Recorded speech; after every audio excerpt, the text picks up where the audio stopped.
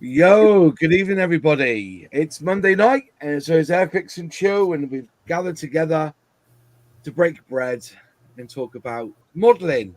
I think Alex will be on in a bit. I see that he's linked in somehow, I believe. So, yeah, he's definitely going to be coming in. Nigel will probably be in a bit later.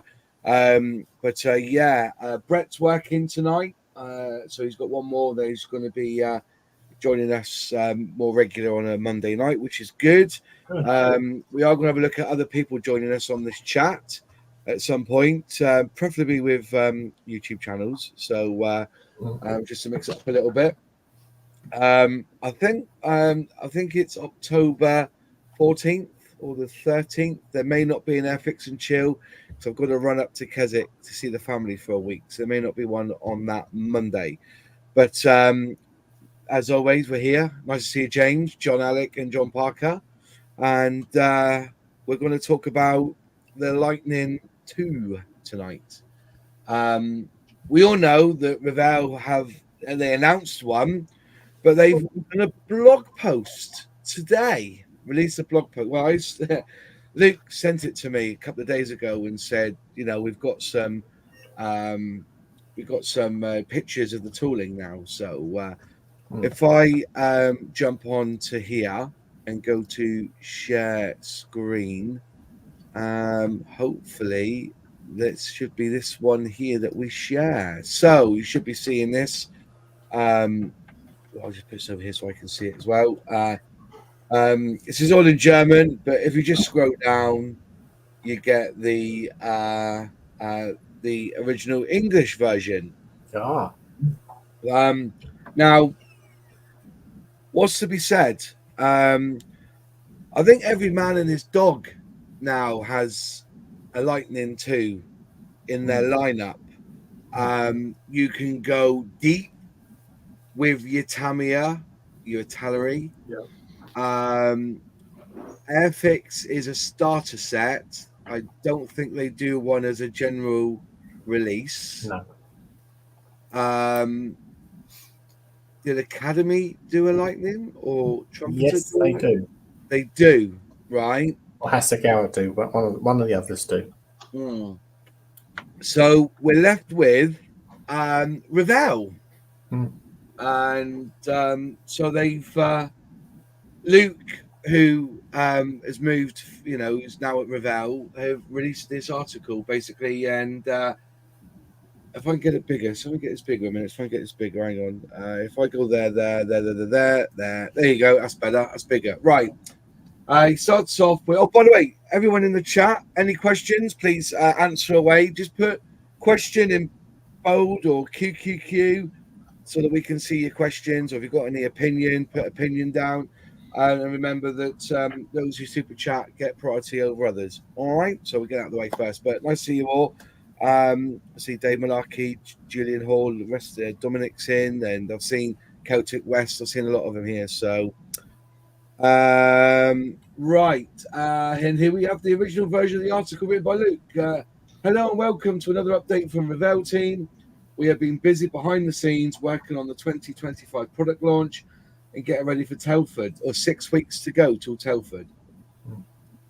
But we have a small update before we all get swept up in all the excitement surrounding newly announced products. At the beginning of the year, we announced the new tool 1/72nd scale Lockheed Martin F-35 Lightning 2. And we've been working hard on the various components required to bring the kit to market. However, before we delve into the update, it's worth discussing that why we chose a tool, a new F-35, when it seems every model company is doing the same. Well, yeah, definitely. Yeah, definitely one of them. And then he basically says, when we're selecting products, we often try to avoid subjects that have already been covered by other companies to ensure we maximize our investment. Generally, it does not make sense to tread on each other's toes, but there are certain exceptions because of the demand. So, yeah, I get that. Hi, Alex. Nice to join us. We're just going through the press release or the blog release from Revell. Can you hear a lot of Luke in this? Because this is how Luke used to talk with Airfix. Yeah. Do you know what I mean? When we go in, hear him talk, he would discuss this, and I think it goes across all scale model companies. Generally, it doesn't make sense. That he's got a dog barking. Hang on, let me just mute. Oh, is it Alex? Is that mute? Yeah, mute John. There you go. We'll just mute him a minute. Pablo's being a diva. Yeah, generally it does not make sense to tread on each other's toes, but there are certain exceptions because of demand, whether that be due to their international fame, as he puts in brackets and in commas, not another Spitfire. Yeah. So yeah, or widespread uses. Essentially, F-35 will be one of the most prevalent fighters around the world, much like the F-16 was, and therefore we need to have it in the range. And a big contributing factor for Revell to bring this out is that they've ordered the A variant to serve with the Luftwaffe for the coming decades. As we know, we are entering a congested market. We try to give our kit the edge by including such features as a pilot figure, pilot ladder, FOD covers. FOD covers. What's FOD stand for again? Well, the red patches that go in the air and for an object debris. Yeah, that's right. FOD covers, the drag chute house. Oh, the drag chute housing. Lundberg lenses and a huge array of weaponry. I don't know what a Lundberg lens is. Anyone know? No. Well, that's for the aircraft recognition or something, isn't it? They're the little bits that you put on the aircraft to give it a radar signature. Yeah. Okay, fair enough. So Would there you that have be it. similar to IFF now, Alex? No, they're just World War II. No, they just basically make the aircraft like appear bigger on radar. So that's what they have on when they go to air shows and stuff. Right, I've So got you. that, spies can't give it radar cross section. And I've got you. Right, so let's get into details. So there it is. That's a test shot, I believe. Or no, so it's a CAD render with some of the weaponry in front. So yeah, you've got quite a big array there, which you can, I suppose, you can mix and match depending on what you want to do with the actual plane. See the red panels in the air intakes there, Moss. That was the FOD covers. That's the FOD covers. Yeah, sorry. I was trying. I couldn't work out what FOD stood for. So they had the CAD complete, and then the tooling has been worked in China. So they get their tooling done in China for this one. And we'll be showing these parts more in Telford and at model shows. So these are the first test shots of it, which is no different to any others, really. The main fuselage is in two halves. Yeah. Instead of it being horizontal, it's vertical, isn't it? If you know what I mean. It's probably the easiest way to mold it. Yeah. Makes it cheaper to mold it like that, Yeah. If you did, so it's horizontal, but if you did it vertically, so you got the horizontal. Yeah. You'd have to start building. Be quite weak, I guess, wouldn't it? You'd have to start building location lugs for the wing routes and all sorts of different stuff. It's easier to mold it like that thing. The seam lines you just have to sort of deal with them at the front, but otherwise they're all along the the wing profile and stuff. Yeah. Nice. Yeah. And there's another part here. They had some issues with the part sticking in the mold containing the weapons. That was quickly resolved by our tool shop. So you've got so it looks like you've got 1, 2, 3, 4, 5 sprues for this 1/72 scale. But they're going to come with quite a few markings. So 1, 2, 3. So 3 schemes they're coming with. Lake and Heath bird. Yeah, that's the one that's based in the UK, isn't it? Yep. Yeah. That was on display at RIAT 2024. Yeah. I don't get carried away with the schemes on these lightnings. They're all grey, aren't they? There's one colour grey and just a few little white symbols, isn't it? I can't get excited about a decal scheme for a lightning. Does anyone else agree with me on that? Yeah, I'd go with that. I mean, they're that colour for the stealth properties, aren't they? Yeah.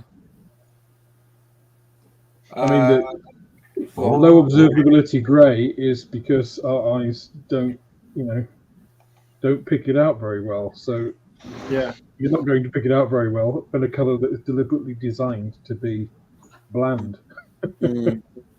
Yeah.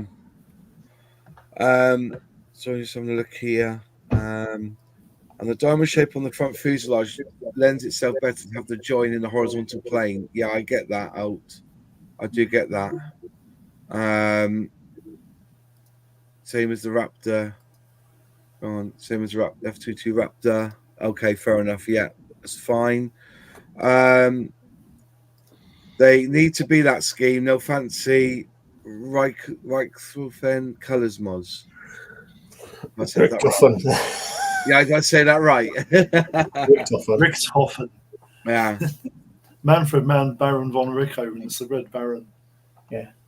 So you've got a German jet based on the mock-up display at ILA Berlin 2024. Low vis flags also included with the decal sheet. And then you've got this one here, which is Dutch. Royal Netherlands Air Force, isn't it? Yeah. I never knew the Netherlands was a principality. They got a king, have they? Yeah, I think so. Yeah. That crumbs. Yeah. No, the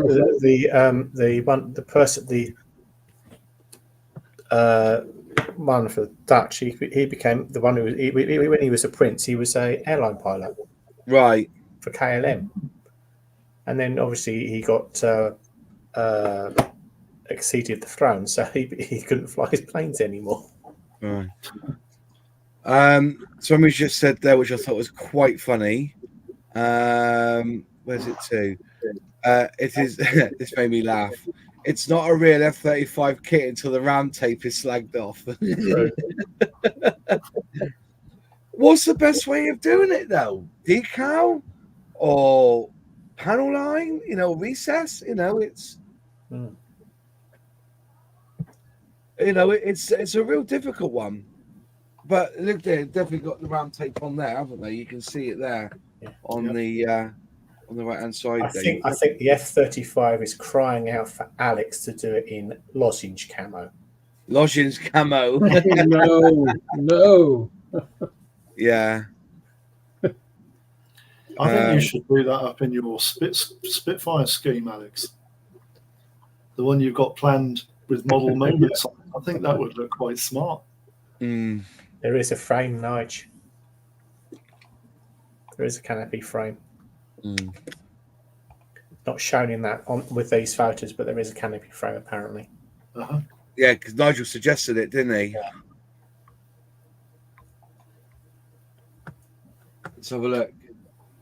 Let's have a look there. There's a canopy frame there, top right, isn't it? Yeah. There's a canopy frame there, top right. So does that go inside the canopy? No, the canopy sits on it. Over the top? Yeah. Right, I've got you. Yeah. Well, depends how they've moulded it. So that's like a mask, isn't it? In many ways. No, it doesn't work like that. See, you can't. If you do that, then I suppose you can, but you can't just really mask it up, I guess. No, can't you paint that canopy frame and then fit the canopy inside it after it's dry? Yeah, what I mean is that normally what you would do is just mask it all up, put the canopy down, then spray everything around it, then it gets coloured, and then that's it then, isn't it? That's all you do. On this one, you can't do it then, can you? Because you have to do it after. Unless you can fit that on as an afterthought. Yeah. Yeah. It's interesting though to see it's there. It's an idea. It was Nigel who came up with the idea. Was that? Yeah. I think that could be the way forward, couldn't it? Yeah. Nigel had words and said, "Why are you doing it this way for? Why don't you do it that way?" And then, well, that's a good idea. We'll go back and explain it. So he'll be in a minute anyway. He'll come and explain what he said. So you can paint the frame. The canopy is smooth and goes on top afterwards. Yeah, but what I mean is that normally what you do, you mask it all up, then you put it on top, then you spray everything, then the last thing you do is remove the masking. But in theory, you can't do that with this, I guess. I suppose you could. Yeah, but theoretically, if you paint that frame, you shouldn't really need a mask. Yeah. Because But you always paint. Yeah, but you would paint the frame at the same time as you were painting the actual plane, wouldn't you? When you airbrush it. It's different because I brush paint. Oh yeah, you're a heavy stick man, aren't you? The canopy is the last thing I put on an aircraft. I'll do that after it's been painted, ready for decals. The canopy will go on the top, but it will be pre-painted, and then you just fill up the frame and touch it in. What I tend to do is mask it all off, glue it down, and then spray the whole plane, and then take the masks off at the end. Peel the tape off. Yeah, that's what I tend to do. So, but the question is, I think it's looking good. I think they've got some nice schemes there. They look all right, the schemes. Yeah, I like the German one. There's not a lot you can do, to be fair, with them. They don't excite me.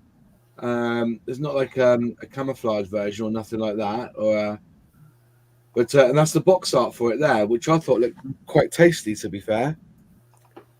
The box art was good. Egbert Friedel. So, but they've gone for the what's it called? The digital artwork now, haven't they? Yeah. But yeah, very, very nice. But they're going to be at Telford. They're going to show it off at Telford.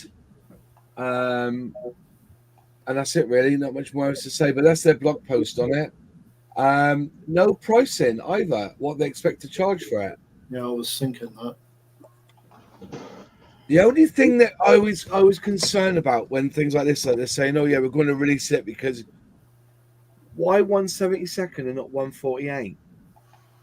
Wouldn't they be better off going bigger than going small? Do you know what I mean?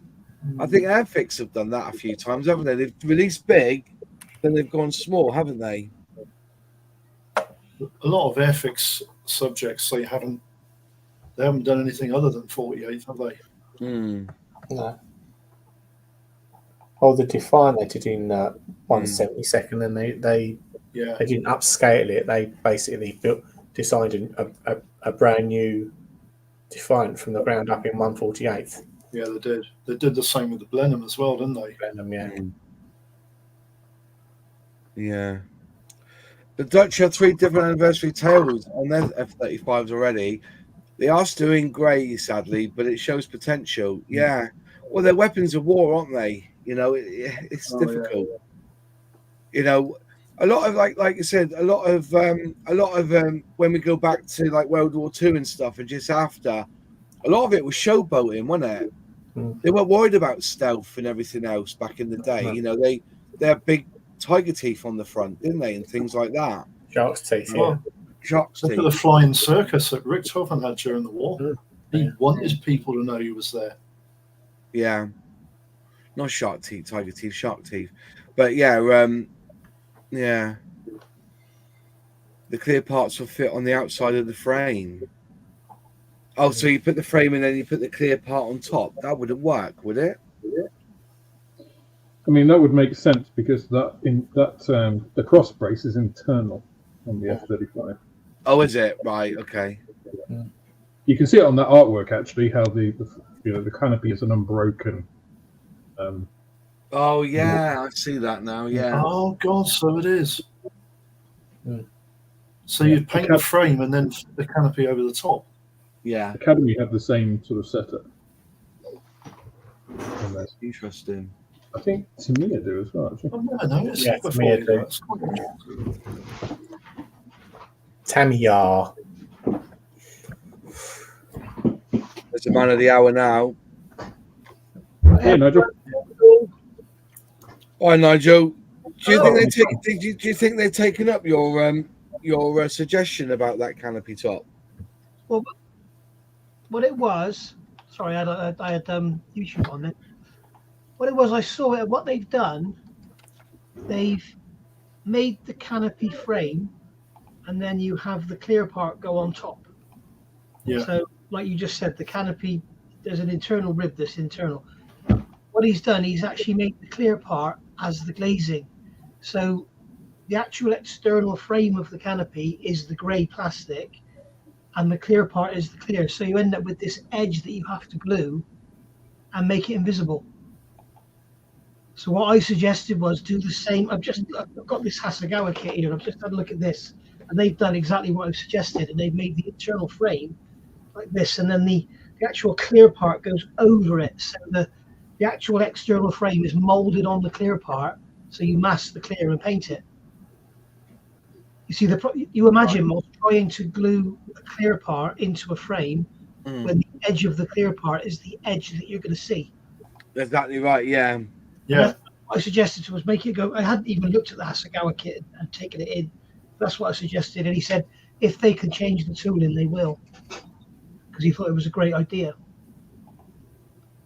Looking at the tooling. Yeah, I suppose. You won't Depends see how it. far down the line it is, doesn't it?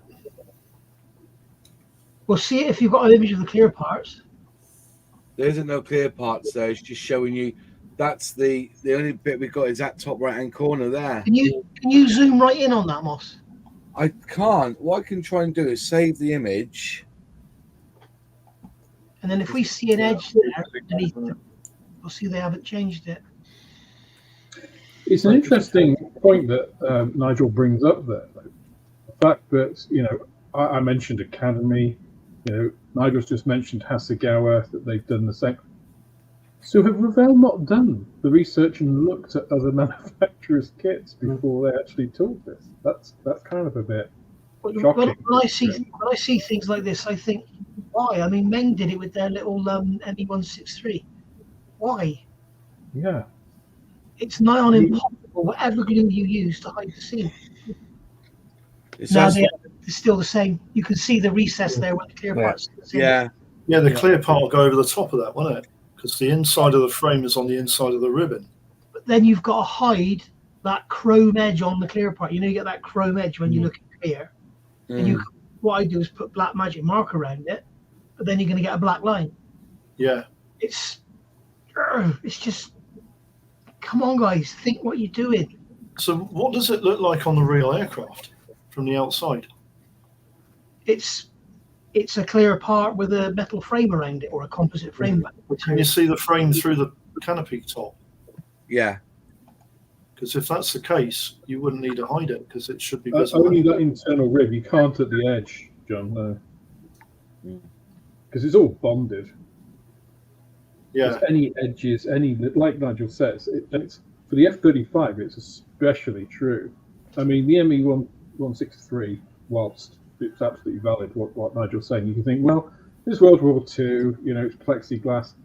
That's not the case here. You can't have any sort of edge on an F-35, otherwise it would light up like a Christmas tree on radar. Yeah, Yes, especially the 163, because the pilots used to get melted, but a bit of an edge would the be aircraft useful. all 3 flights. yeah. I mean, I don't know how clear you can see it, but if you look at that image there, head on of an F-35. Yeah. I mean, look how clean that edge is. You ain't going to get. You cannot glue that clear part on like that. No. Yeah. You'd have to fit it and sand it and then polish it back up, which would be a nightmare. But you've still got the. And you'd still get the bit inside, yeah. Yeah. You're right. And you've got like the likes of Tamiya and Airfix with the Gannet. They're moving away from all this gluing the clear part. They're adding the like Airfix with their Tamiya with their 132nd P51 and the Spitfire.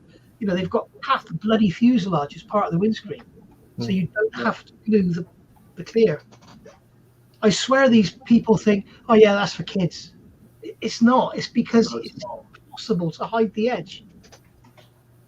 It's just making the job of people like you, Nigel, a little bit easier, isn't it? Doing it like that. People like me. Yeah, people who go the extra edge to try and get the correct finish. A lot of modelers, and I've said this on my channel, a lot of modelers just build out the box. They're not really that bothered. But there is an element and an elite modeler out there like building out of the box or not. When you've got something as like in your face as a great big canopy on what is basically a lump of grey, you know, you want the best chance of getting a perfect edge around there, and the best is to mask it and paint it, not have to glue it.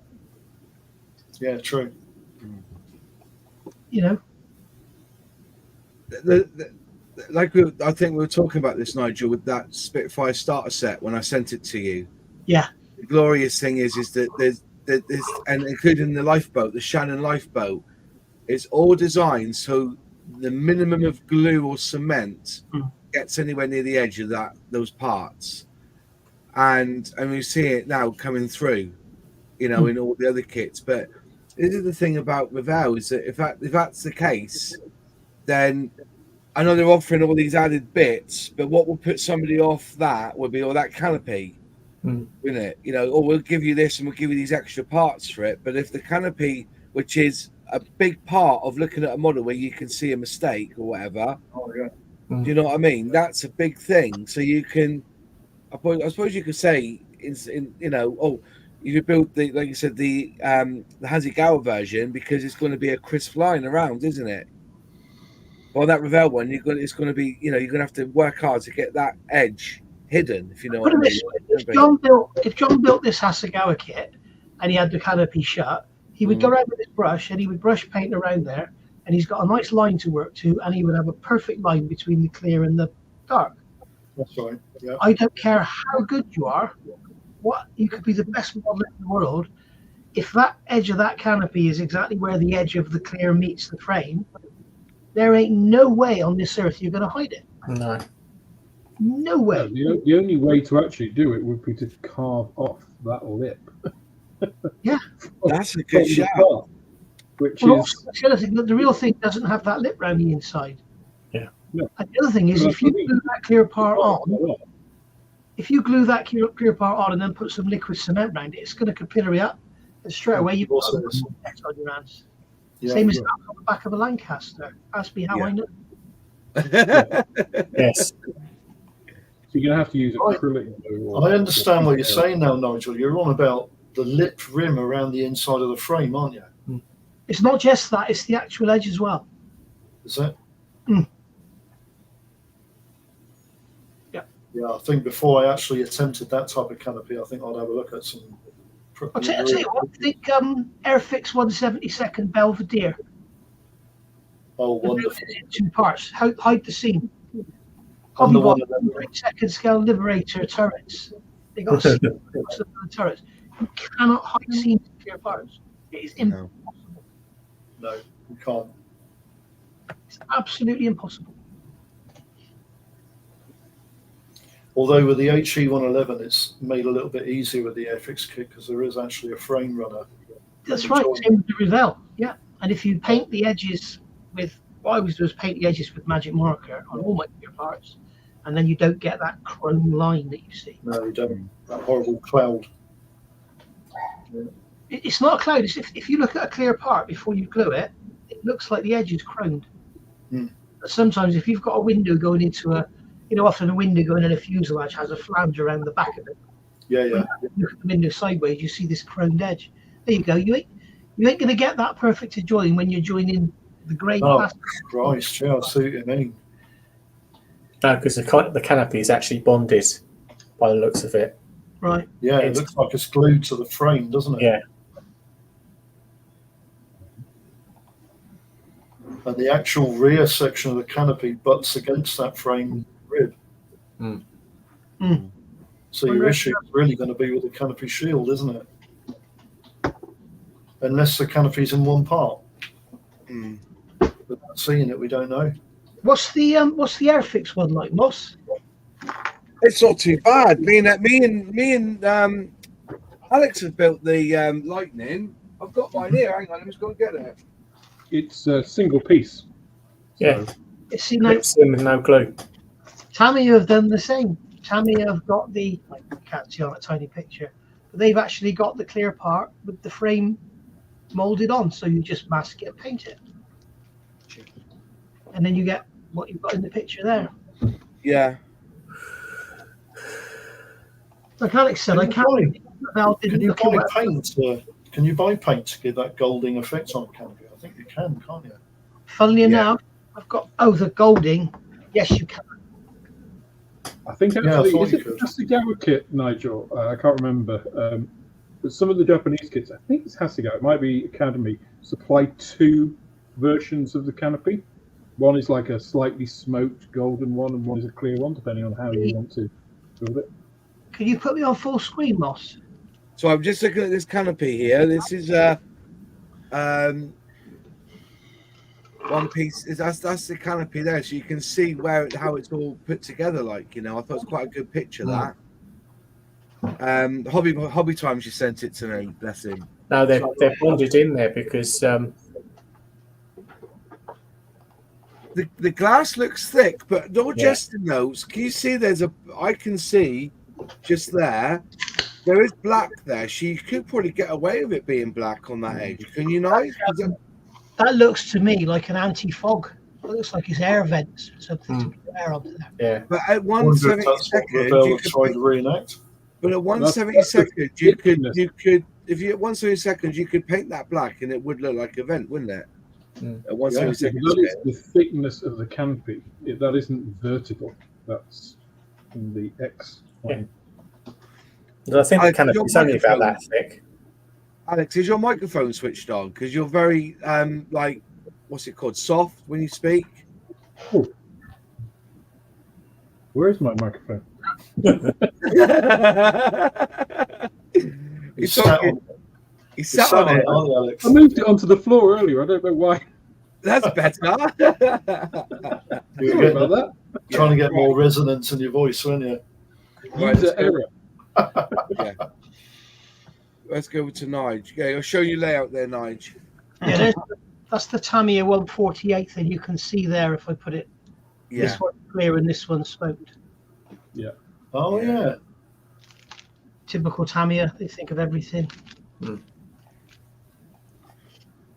Just going on this is one that I just knocked together in an evening. Basically, I can see the canopy there on the. Come on, focus, you bugger. Focus. You bastard. He doesn't want to. Doesn't want to focus. But anyway, it's just a canopy, and you paint around it. You mask it up, and you paint around it. There you go. Yeah, that's where it's coming in. So Airfix have done it. Hasegawa have done it. Tamiya have done it. Academy have done it. But Revell decided to get different. Revell went old school. Those weirdos. Yeah. Apparently, that gold line you can see is a detonating cord that blows the canopy apart. Huh. Oh, right. Yeah. Is that squiggly thing on the glass? Looked like it. On that one, it went round the edge, John, rather than over the top. Oh, did so? The canopy glass has this. It's geometric, but it's not. It sort of undulates back and forth, and it's on the top. What is that? I thought that was the detonation thing. Yeah, it is. Yeah. Oh, okay. Yeah. Hand off, John. If the canopy doesn't explode, it kills the pilot basically. It comes off, right? Yeah. That's what happened to Red Arrow's pilot, wasn't it? He ejected and the canopy didn't explode. The canopy broke his neck. Yeah. And a Harrier that happened to as well once. Yes, Harrier, GR5. GR7, wasn't it? Yeah. Was it a 5? Can't remember now. I've got a picture of it somewhere. Hold on a minute. But anyway, so we've kind of ripped it down a bit. This lightning that they obviously they feel that they have to release one because now because the Revell was a predominantly German market, they need to have one in their range. It would be like us saying that we wouldn't have the Eurofighter in the Airfix range because they need one because the Royal Air Force have Eurofighters. I know what, Moss. You're waiting for the Mr. Kit one, aren't you? Yeah, definitely. Mr. Craft. Mr. Craft. You want the Mr. Craft kit? Oh, incidentally, I'm building that Iskra by Mr. Craft, and you're right, Moss. It's not that bad. It's not. It's all right. It's all right, isn't it? Yeah. One that's a Revell canopy is one part. There was a picture on another channel. All right. No, it's not one part. It would be better if it was two.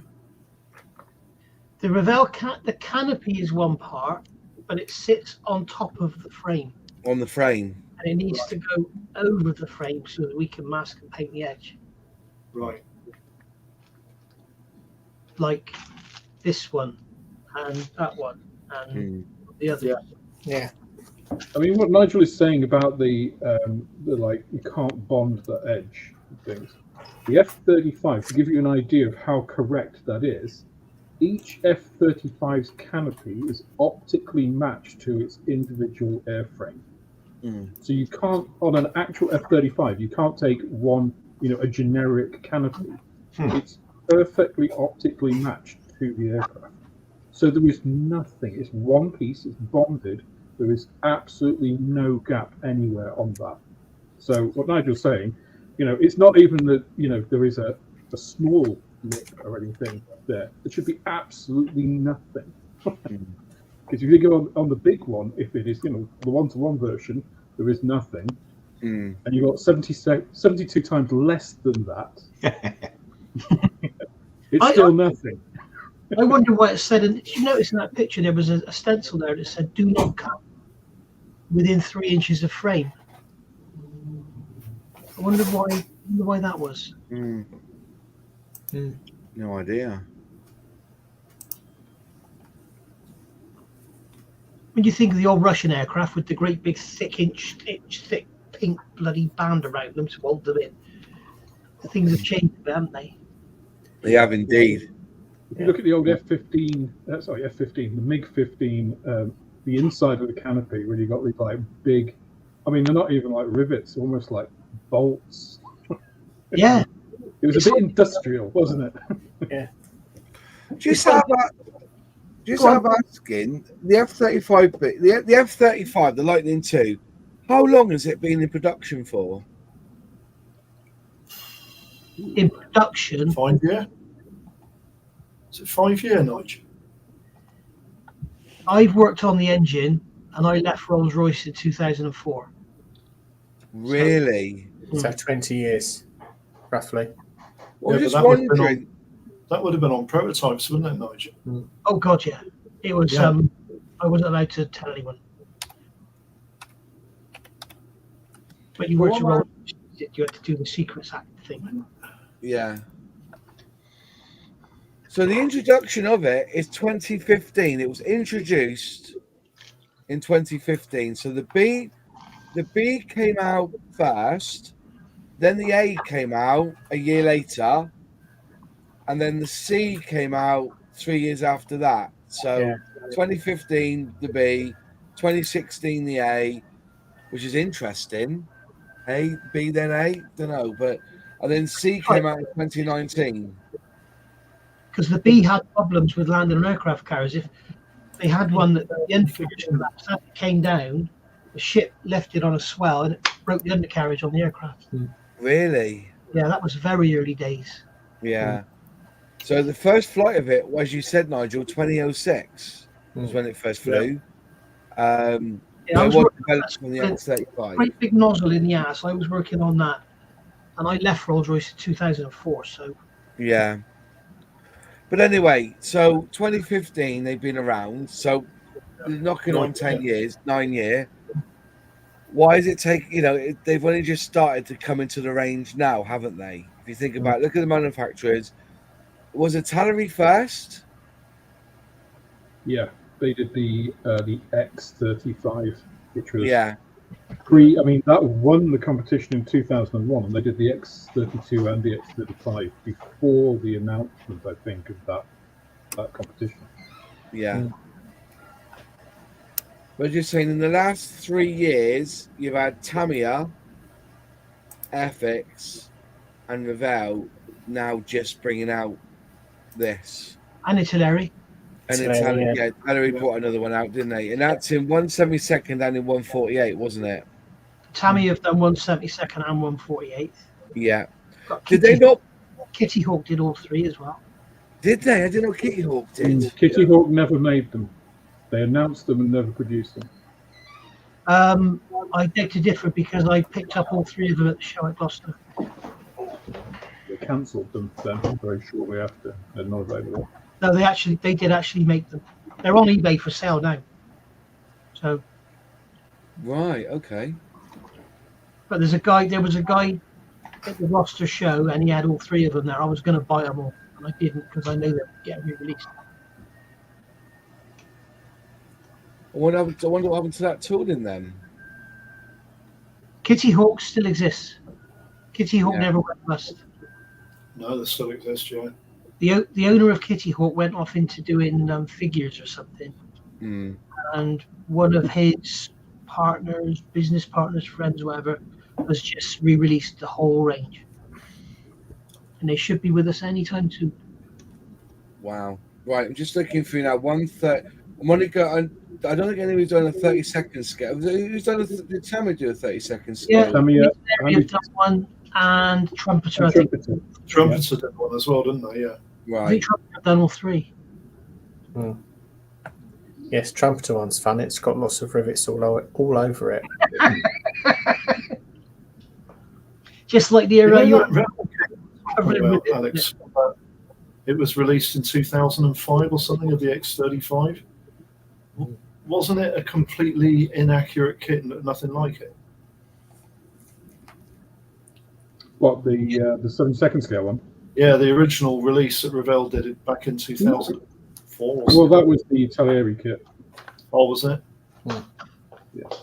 Yeah, like Revell do often. Because there was an early there was an X-22 as well, and that was a right dog. Yeah. That was Well, tested. Airfix released the Black Widow and the Raptor as X aircraft. The X-23 was actually a half decent kit. So there you go. Let's go through the numbers here, right? So at the moment, going by scale mates, which isn't always the most accurate. That's always true. Apparently, the Kitty Hawk ones in 1/72 scale were apparently the F-35C, the A and the B. Kitty Hawk 1/72 scale. 48. Scale mates. 48. No, the 72 ones were cancelled. Yeah, that's what I thought Nigel was talking about. Yeah. Kitty 72nd never makes anything 72nd scale. Kitty Hawk. Yeah. All right, but apparently they're cancelled. I don't Right. think Hawk made anything in 72nd scale. It was all 48th and 32 and 35th copy shop. But theoretically, Nigel, if they're about to be released, Scalemates might not upload them as a release until they are. Because somebody's got to put the information on it, haven't they? They were definitely made, all three were definitely made in 48. You could buy them on eBay. Yeah. Yeah, but they did announce the 72nd scale ones. They even had kit numbers and what's that. I wonder if somebody at Kitty Hawk fucked up and put 72nd instead of 48th, and they got all the way down the line before they noticed, and they went, "Oops." That was explained. So, right, here we go then. Hasegawa has released 2 F-35s, Tamiya 2, Italeri 7, Kitty Hawk have released 4, Academy have released 2. 4? Yeah, 4 apparently. They've released 4 different toolings of it, according to this. Academy 2, Fujimi 1, Meng released a Lightning as well. Airfix, Panda models, okay, Revell, the future.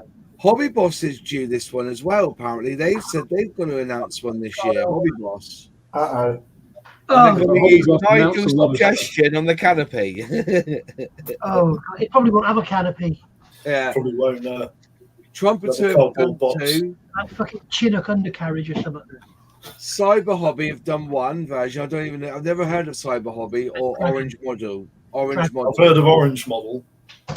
Yeah, that's the only C you can get in 72nd scale. Well, it will be until the Italeri one comes out later this year. In fact, no, I think that one's already out. Maybe I've got the Cyber, the Cyber. Yeah. See, I never knew Cyber Hobby did planes. Learning lots tonight. Yeah. Well, apparently Starfix do planes, but do they really? Oh, well, they do something. But just going through, those are the scales. I don't think there's any other scales. There's a 144 version. Fucking is that? There's a one. Fucking hell. What? Oh, Revell released a Lockheed Martin X-35B in 1 to 144 scale. Right. You can also get that 350th scale Moss. Yeah. You Great. Scale 3D printed ones. Yeah. Great War Hobby did an egg version of it. Same as Kitty Hawk did one as well. Tourette's kicking in there. Yeah. Kitty Hawk did an F-35B Lightning as an egg plane. But that's the only other scales. Don't you? If Tamiya have done a 48 scale F-35A and B, why does Meng do one? No idea. It's more expensive as well. It's Is like, it not? Yeah. Is it definitely a Meng tooling? yeah. Yep. Got one in the shop. Is it like a toy? No. No. Looks pretty decent. Meng kits are generally very simplified, aren't they, in their construction? Mm. They're the total opposite of mini art, aren't they? It's quite expensive as well, isn't it, Alex?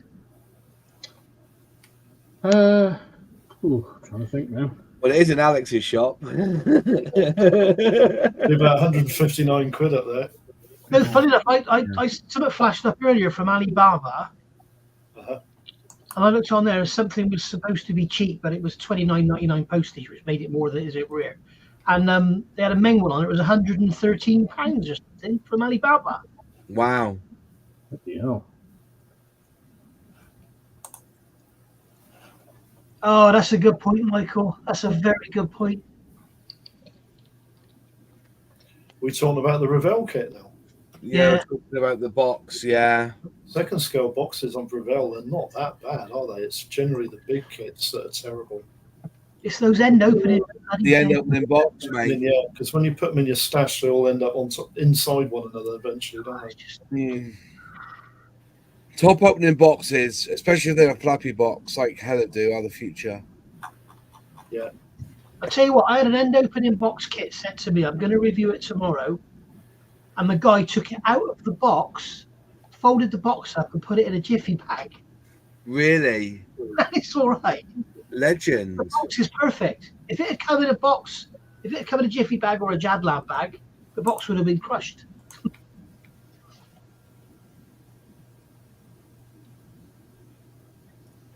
But as I was saying, going by this, scale mates, 41 different F-35B, different iterations, different scales have been released.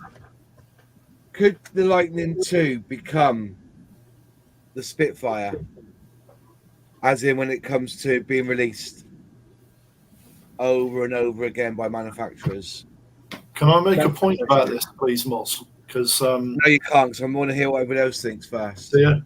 No, crack on, mate. Crack on. if you think about it, over the last 30 years, all manufacturers have done this with virtually every in-plane that's ever been in service anywhere in the world, haven't they? Mm. I mean, it happened with the S-16. It happened with the F-14, the Harrier.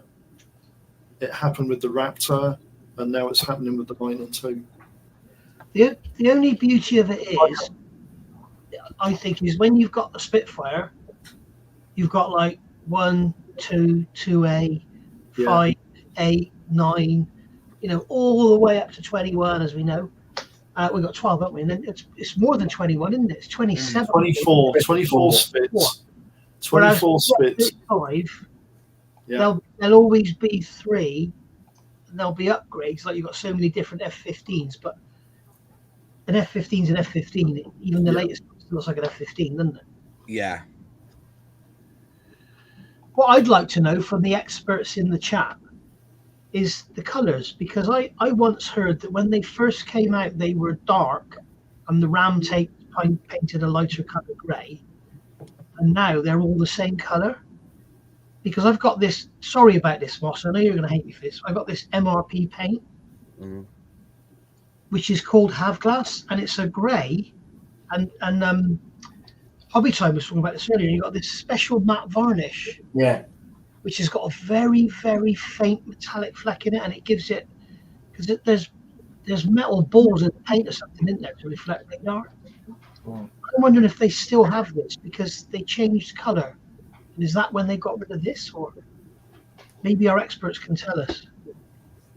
Anyone in the chat can answer that? I'll put the comment up on the screen. I don't know, Nige, to be honest. I don't know. I've never met anyone who knows. No. I know that through the stealth technology, they've tried different types of paints, and some of them didn't work at all. I mean, the B2 Spirit, when it got wet in the rain, it shone up like a Christmas tree on the radar. And then they changed the paint, and it seems to be a lot better now. Right. Raymond's just picked up a 1/32 scale tiger moth for $8.99 from Jadlam. Bloody hell! That's the ICM. Is that good kit? Yes, it will be ICM. It'll be brilliant. Is it? Of course, it will be. It's ICM. No, $8.99. How did you get it free? He must have got some Jadlam points tucked away or somewhere. Or some right. Hornby hobby points or something tucked away somewhere like the get. Yeah. Probably about a can't be $8.99. Saved up over 15 years, wasn't he? Well, it can't be $8.99. Surely not. So Alt92 said Have Glass have gone through continuous development. So you can build any F-35 ABC from any period, and it's got Have Glass paint. Yeah, is that what you're saying, Alt92? I don't know what your name is. Sorry, mate. I believe so. So the F-35, the US ones have been painted in the new coating, which is uniform for a while. But I think it was the Italians that first started getting the internationally produced ones with it too. So yeah, it's a uniform paint, and it has a better, or rather, it has a reduced defect. When you say uniform, do you mean not having the light grey ram tape? Yeah, it's like a slightly darker, complete overall colour. That's a shame because they look so good with that ram tape in a lighter colour, don't they? The F-35s that the RAF have got are having to be repainted because they react with salt water. I don't know whether they're being repainted because of that or because, as what was it, Alt said, for stealth, it's a continuous program. Like they're always trying. Like Have Glass was applied to F-16s to reduce their radar cross signature. So it's a constant battle against detection and non-detection. So it may be in 10 years' time they'll get repainted by a different, slightly lighter version of the grey. So that will carry on. What will be nice to see, because you see some B2s, don't you? I think they've got some sort of, because they've got ram tape, and you see some of them, and they are beat to shit. They look amazing. They are 50 shades of grey. And if these go the same, they're going to look amazing. Because when they're all like nice and shiny and grey, it just looks boring, doesn't it? Like museum. Well, look at the ones on carriers. F-35s on carriers. People say that you don't get weathered in modern aircraft. Do they already? Yeah. We had this discussion with Sully. You can imagine. I can't imagine Sully being interested in anything being weathered, to be honest. No. Just I'm asking though, I was under the impression that if they have this sort of paint on them, they have to keep them really clean because the dirt will get picked up, and it would if it's dirty, it softens the how well it works, if you know what I mean. So you always keep it clean. What you mean? The radar will reflect off the mud and dirt and grime. Yeah, does it work as well if they're dirty? Well, Because that's- it is glass balls, isn't it? Am I right? It's Yeah. glass balls that reflect light, It and reflects the radar signature. Yeah, that's right. so if it's dirty, yeah. it defeats the object. Yeah. That's They what do that. They do that in the roads in America. In the hot states, they get a lot of sun. They put glass balls in the tarmac Mm, to reflect the sun, so the tarmac doesn't melt. yeah. Mm. So that's what it was. But so there's been so many releases. So in the last, let's just see how many who's released what in the last. We can go back down, can't we? Where's the? Let's do 2020 to now. So the last 4 years. The last 4 years, new tools, by the way. Trumpeter, Hobby Boss, Italeri, Tamiya, Academy, Airfix, Revell, and Kitty Hawk. But that's an egg plane, so we won't count that. That's a lot of Lightning 2s being pushed onto the market in 4 years. How many Lightning 2s do you want to build, for fuck's sake? I can understand Spitfires because they're like it's been rightly said, you know, there's bigger noses, different engines, Griffin engine, Merlin engines, lots of different schemes, different wing types, different shapes. Do you know what I mean? Different exhaust system. On a Lightning, You got 3 options. 3 options. I mean, you've got 3 options at the moment. Well, really, you've got 6 options because each of them can carry pylons as well, so you can have them in beast mode. Yeah. Do they do a But- 2-seat version of it yet, Alex? No. No. So they do a 2-seat variant, a trainer converter. no. There's no need for training because you've got all. I mean, you've got they do so many simulator hours now. Yeah. I bet flying the actual aircraft is very little different than flying the simulators. But the point I was going to make was, you mentioned F-16s before, Moss. There are over 70 different new tools of the F-16. Yeah. Which, I mean, and that's gone. What are we on now? Block 70. And they're just going through the Have Glass program as well. Yeah. So there's, like you say, it's all aircraft get this treatment. So is it the new Spitfire? No, I don't think it is. I mean, it's not comparable in terms of role, of how iconic it is.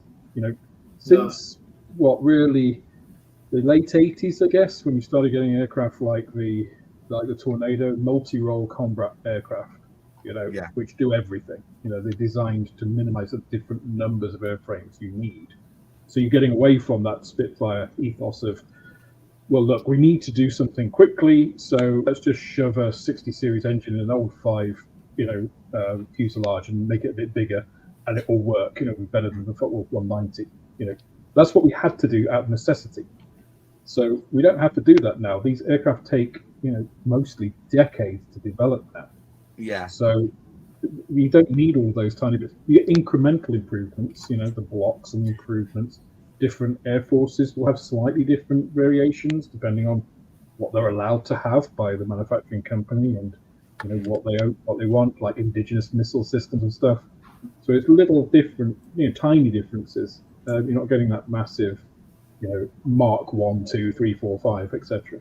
Yeah, so that's what I'm just saying. I wasn't trying to say it's the new Spitfire. I'm just saying that will there be a point where we think, oh, not another Lightning 2 coming out? Because it doesn't seem to be a lot of variation in what there is already. I know Revell said we've got to bring one out because it has to be in our range. But just for instance, if, say, I don't know, Mini Art, say we're going to bring out a Lightning 2, you'd be like, what? Why? Because we've got to the point now where if we... Sorry, I've finished my point. If, say, for instance, if it's like there was a lot of talk about Qatari bringing out this Spitfire. Yeah. And well, why? It's been done to death. Oh, we want to do it better. Yeah. And It's the only 1/32 scale Spitfire Mark 1 2A out there. Mm.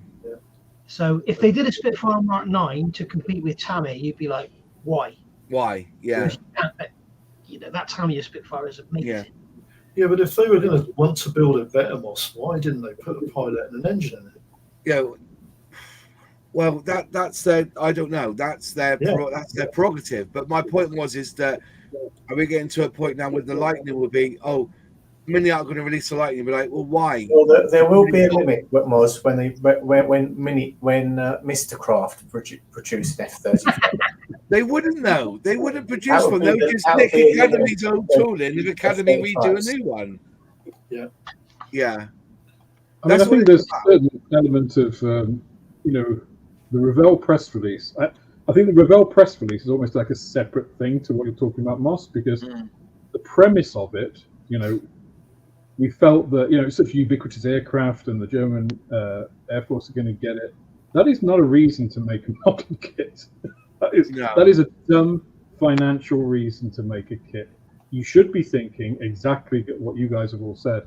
Why? Why are we going to do it? Are we going to make it better? That is a good reason. Making, like Tariq, we're going to make the best, 1/32 scale Spitfire of this type that there is out there. Then there's a real reason for people to buy it because it is the best thing you can get. What is what Airfix did? Adding another F-35 in 72nd scale to a range which already has, it's a pretty saturated market. The fact that, the German Air Force is getting it or that they don't have one in the range, they've got plenty of stuff that they don't have in their range that they just rebox somebody else's stuff for. Rebox one. Yeah. I mean, that's a very good point, Alex. How many Revell reboxes are out there of Hasegawa kits? Yeah. Hasegawa do a kit which is, I'm not going to say that. You started, so you finished, Nige. No. But that's what I'm saying. You've got to make a point of releasing a certain kit. So, for instance, Airfix said, why are we going to bother doing a Lightning 2? I know. Let's do it simplified and make it a starter set. And it works. Have Japan bought the F-35? Yes. They won't. Have they? Japanese self, the Air Force have got them. JSDF. Because Tamiya, I think, have probably made the best ever they'll be.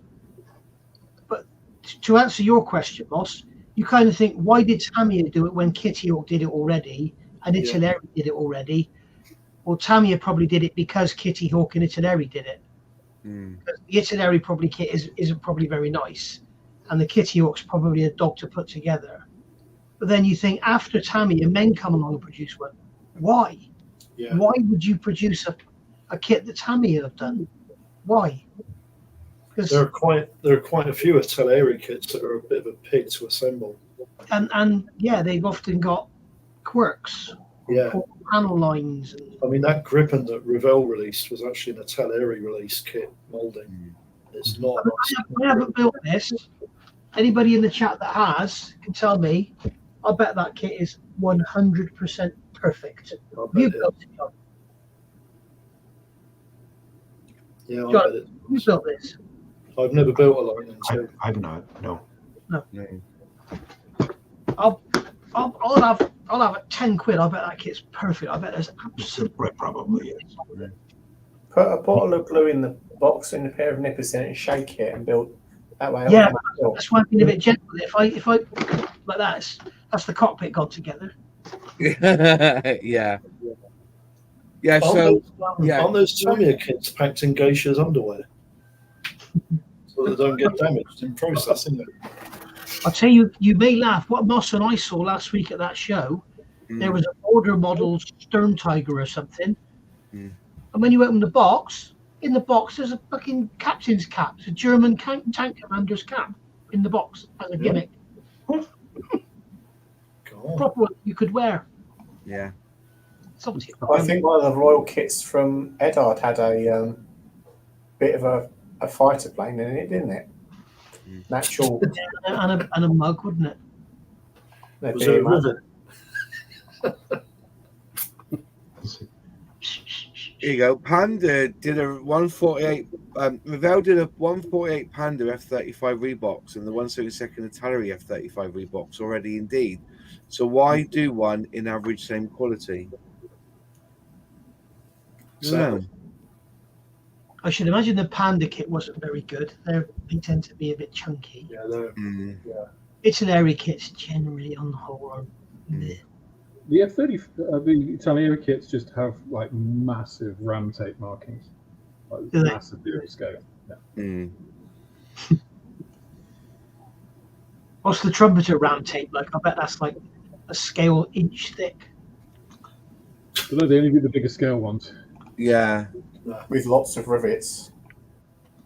people like, don't they? The Genie one is quite interesting because it's completely covered in recessed rivets. Yeah, they're the trumpeter Typhoon wasn't it? Typhoon as in de Havilland Typhoon. Sorry, I thought you meant Mosquito. Sorry. Eurofighter. So what the hell have got bloody rivets in a Mozzie for? Oh. Yeah, my point, Alt 92 is asking why does Tamiya, other people don't earn money if Tamiya makes a kit.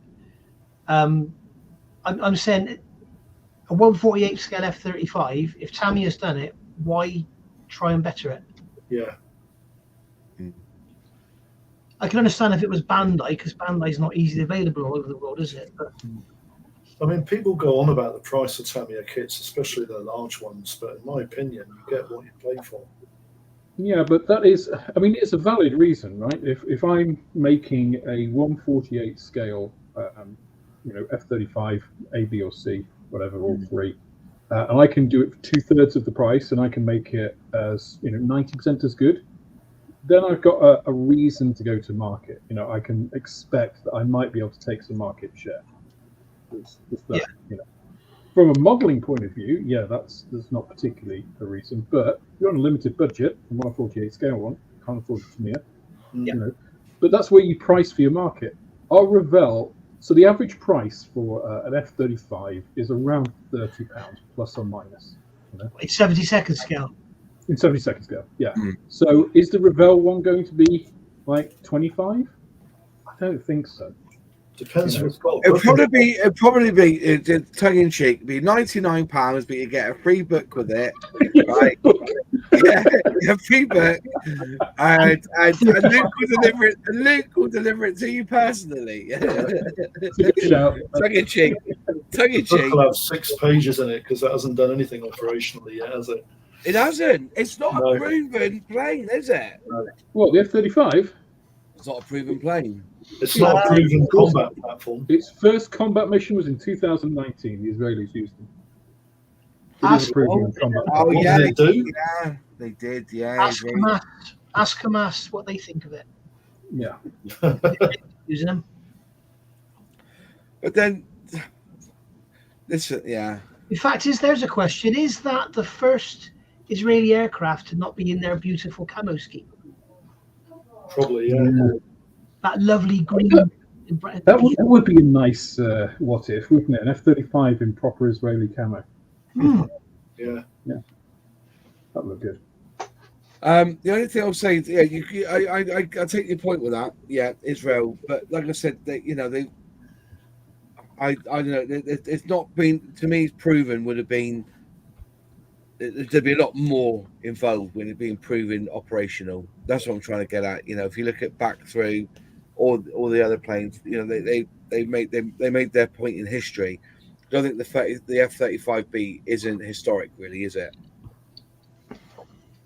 It's not like a platform like the A-10. No. Oh, now you're talking. Several pages about the F-35 book will probably be written tonight. Yeah. That's a good point John makes there. It's like the A-10, Tamiya did it. It was all right. Hobby Boss did it. 2 seconds. Then Academy did it. And it was like, yeah, this is brilliant. Yeah. Now Hobby have come out and everyone's like, oh, fuck the Academy. I thought that Academy kit was great. I really enjoyed that A-10. I built the 76 is kit. All right. It's even better. the only problem with that I can see visually with that Academy kit is the intakes are too shallow. That's correct. The engine fan detail is crap, and the engines are actually the wrong shape. They don't flow into the fuselage like they should. But I mean, as a model kit, it's beautiful. Somebody's done resin intakes for it, haven't they? That's that cured. Again, you see, it's like Alex said, that Academy is about 60 quid, isn't it? Yeah, it wasn't cheap. But the Great Wall Hobbies is about 90 quid. So Yeah, I mean, if you look at where models have gone, we're very lucky today, right? We have that spread. You can choose to spend really what you want to on a kit within a certain, range, reasonable expectations. You can go for the cheaper model and then go aftermarket. You can go for like one which is like 100 quid or more. So I had 3 the fans, so I could set them back in the nacelles. So that was. But the trouble is there, by the time you've paid for them and bought the kit, you're up to Great Wall Hobby price. But in your defense, then the Great Wall Hobby kit wasn't available. So. That's correct. I must go and watch did you do a video build of that, John? I did. I'm going to have to go Like watch last year, I think, or something like that. Yeah. Yeah, I might have looked at that as well. Absolutely love them. Just an interesting point before we move on to the next thing about the F-35. America are the first country to put what's classed as a security key code into the aircraft so that you can't attack America with them. Oh, right. When you get I just reminded of the Wrath of Khan now. when you get in it in the morning, you have to type in During the security code, Yeah, otherwise you can't start it up. little back door. And it's changed every single day. Oh, So John Alec, you're safe. You look at the potential operators or cancellations. Republic of China, the Americans said, "Fuck off! You ain't having our plane." They cancelled it. They stole the plans and made one anyway, didn't they? Exactly. Yeah. And they still messed up by building the J-21. Yeah. Did you hear about their latest nuclear submarine? Yeah, it sank. They were installing all the electronic gear and it fucking sank in the dock. All out on board. Oh, but nobody died. I watched a video once about the Chinese Navy compared to the US Navy, and it was really class because they just said the Chinese Navy might be building more ships than America, but none of them know how to sail them. Yeah, that's it. Turkey wanted some, they were cancelled. Thailand wanted 8, which is interesting because the idea is that when they wanted to replace the F-16s, allegedly, and they said, well, we don't do the parts anymore, but we can give you F-35s, and America said, we ain't having them, pals. We're not having them. What about are they getting them? Who? Saudi. United Arabs were told to fuck off as well, basically. Well, Biden said no, they wanted 50 of them. And it says here in 2021, Biden suspended all sales to United Arab Emirates. On the 4th of September 2024, the senior UAE official said that the United Arab Emirates do not expect to resume talks with the US about the F-35s. They're buying Chinese ones instead with TikTok money, apparently. So, but you look at the people that have got them. Fair play. Australia have got 63. Belgium have got 1. They give them Belgium 1. All right, they can have 1. China's chocolates. That'll be effective. Canada's got 88. Denmark have got 10, with another 27 in the pipeline. The Canadian ones don't have weapons, Moss. Yeah. Pardon? Yeah. Finland have got just going to give them 4. to China anyways. Yeah. Yeah. Is that because they're offensive, Alex? Or are they not diverse enough? Yeah, it would be. Not diverse enough or too offensive for Trudeau. See, Finland have got 64 on order. German Air Force have got 35, with another 10 more. So they're only just coming in this year. Greece have got 20. So Finland have twice as many as Germany. Yeah, but no. They've ordered 64, but they want to replace the FA-18 Hornets, which has surprised me because I thought the Hornet had another 35-year life on him, like, you know. That's the Might E. be the variant. That'll be the E's and F's, won't it? Yeah. Oh, is And it? it's, Right. it's Okay. a fourth generation aircraft, so Yeah. Greece have got 20 on order, with another 20 that come in 2028. Israeli have got 39, with another 50. No, actually, they've ordered 75 of them.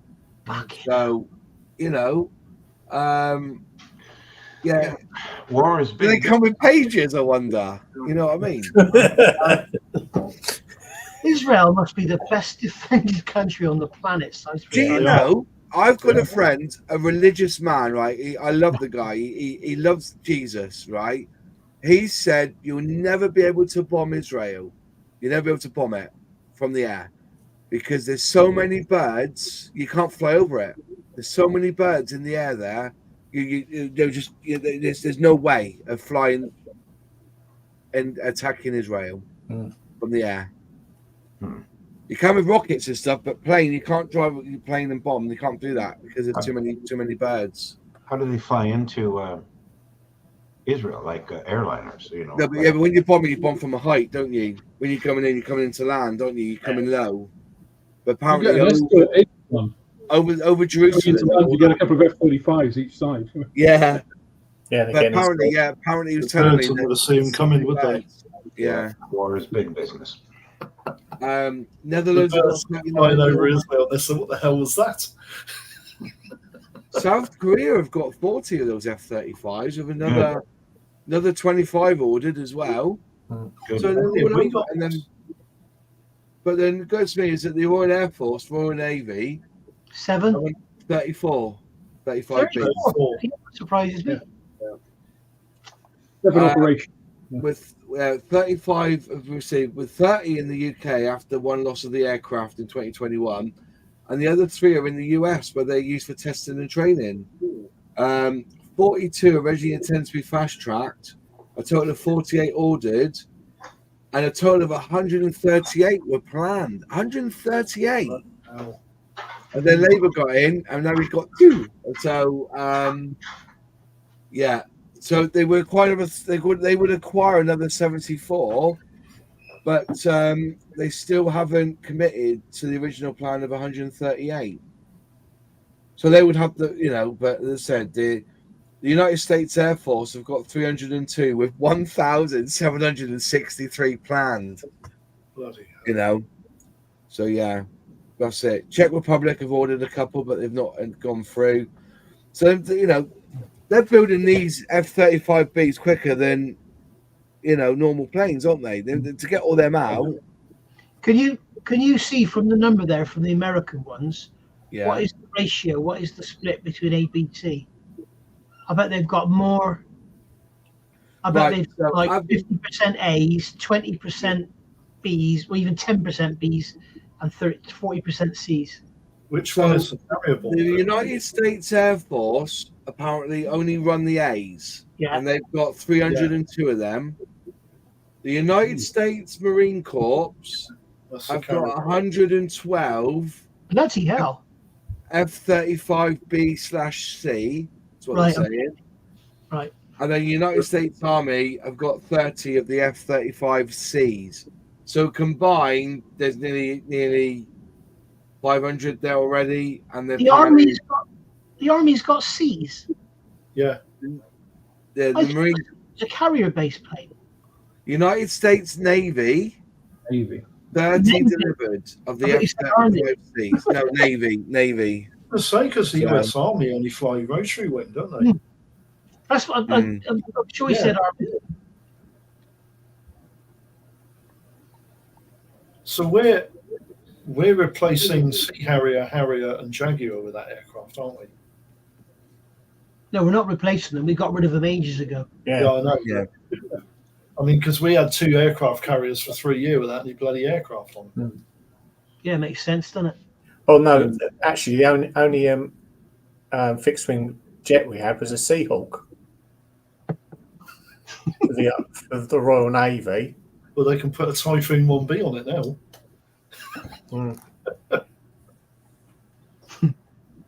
Interesting. UK F-78 on all the it's so is any so how many FA-18s are we running then in this country? Then we must quite a few of them in this country. We never bought the Hornet. You never bought the Hornet. No. I don't know if we've got. I know we've got F-15s up at Lakenheath. Have we got F-18s as well? No. No F-18s. No.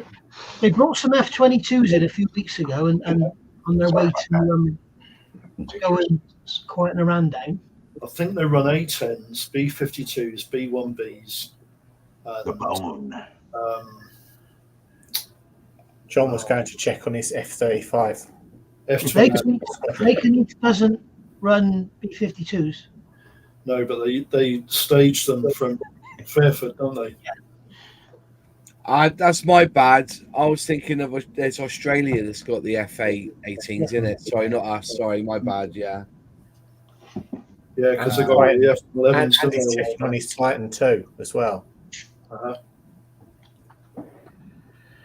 I right in thinking all those aircraft at Lakenheath, they're all US Air Force, aren't they? They're not. It's a leased base from Britain. Right, same as Fairford, yeah. Fairford is, and Bentwaters used to be, but I don't know if it's still holding now.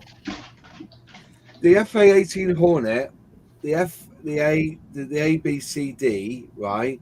Yeah. Over the service life from 1974 to 1997, over 1,480 were built. Yeah. Where does the Eurofighter stand in all this with the against the F-35B there, the F-35 now? Just about to say, Mott, how many Typhoons have we built? Yeah. Eurofighters. Aren't we The Eurofighter is basically now classed as a legacy platform. It's out of date. Yeah, it is. It's a You know why that is? Because it was planned to enter service in, say, 1996, and it actually entered service in 2012 or something. Like, I mean, Airfix The thing is, a Eurofighter will absolutely rip the arse off an F-35 in a dogfight. Yeah, it would. But the problem is, a Eurofighter would never get to a dogfight with an F-35. It would have been destroyed 90 miles away. Yeah. So, to be fair, the Royal Air Force ordered 160, and they have 137. Well, 137 of them have only 102 in service. There's not that many, to be honest. But they're only on 3 bases, aren't they? Conisbee, Lossiemouth, and Mount Pleasant. And they're at Leeming. They're actually only in 2. Most of them are in Falkland Islands. So 2 squadrons at Leeming, just down the road from me. Not that many, to be honest. I wonder how many were built then, altogether then. they still pack a punch, don't you? I know when the Russians come over with their Blackbirds, Oh, yeah. Black Swans, they're up there. They were up. I could see them from here. I think it was last summer. It was incredible to watch. There was something up there that they weren't happy about. They were like bloody seagulls in the sky. There's 2 typhoons. It was amazing. I couldn't hear them. They were too far away. But it was a beautiful, clear evening. Could watch them on the radar. the Eurofighter is a fantastic aircraft. I mean, the thing is that the F-35, and a lot of reason why I think it's not liked particularly is, it's a great technology platform, but that's kind of what it is, right? It's not a. I mean, again, to use the Spitfire analogy, right? The F-22 is more like a Spitfire. Yeah, it's a pure interceptor. Pilots love it. It can do things that no other aircraft in the world can do. The F-35 is it's like an aircraft designed by a corporation. Yeah, it'll do everything efficiently, but it's not cool. It's not a pilot's plane, is it? It's not a pilot's plane. No. No. I see Its capabilities are fantastic. It's an instrument. Yeah. I see the F-35 like a Bradley, and an F-22 is like an M1 Abrams. Shout No, that. the F-35 is like a P-1154. Yeah. So in their 30 years of building this Eurofighter, only 600 have been made. It's not many, is it? 20 a year. That's it, 20 a year. Whereas they're banging out them F-35s. Oh God. 20 a month. Yeah, I would say about 20 a month. I'm just trying to think, because I've said it loads of times. I finished machining the combustion chambers for the first 2 EJ200s for the Eurofighter, and that must have been 1992. Wow. Sorry, did you say 1892 or 1992? I'm old. 1892. Yeah. 1892, this house was built. Yeah. By Nigel. Yeah. Built the same sort of that means 90. Nigel's dead. It must have been about 92, even before then. Because the I first was gonna say, James, if Nigel built your house, it'll be right angles, it'll be perfect, it'll be spot on. That's true. And you wouldn't be able to see the joins and the bricks. No, I didn't build that house. I can say that for sure. It's finished. Yeah. Do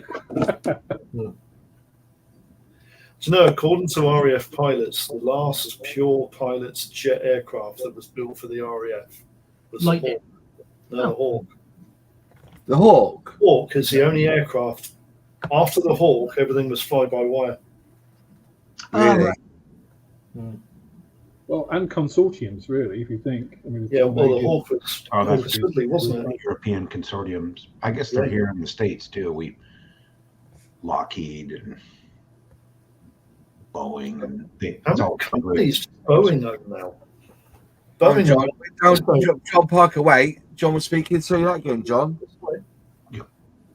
Say what you said again. You had Boeing and Lockheed.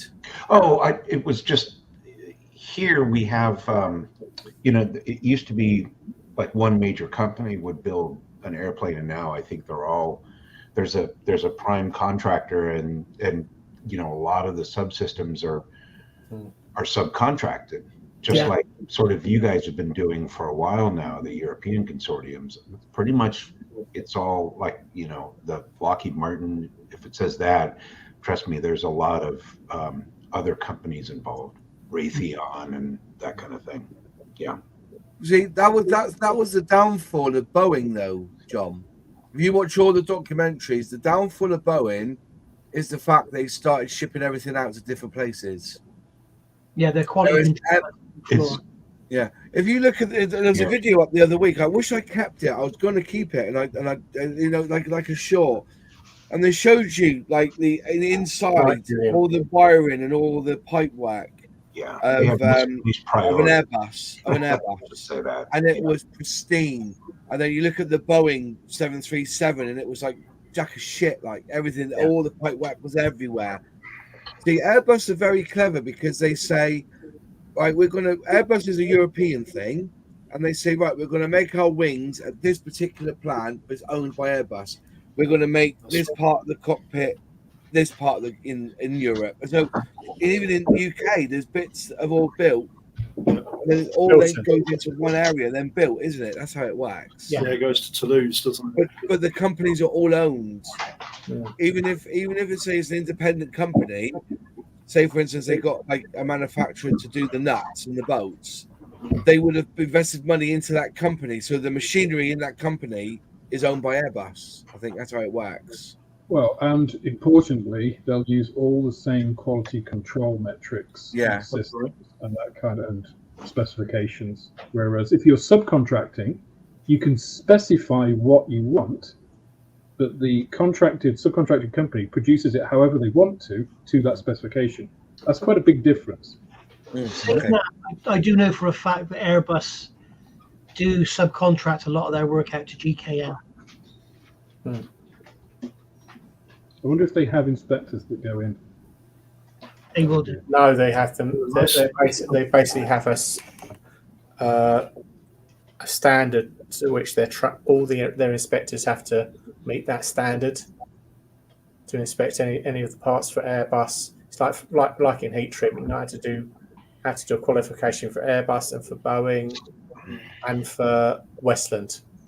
Yeah, because if you look at the 737 MAX, when they actually went to that and looked, the actual Boeing people came in and started looking at it, all the independent inspectors, they just weren't doing what they were supposed to do.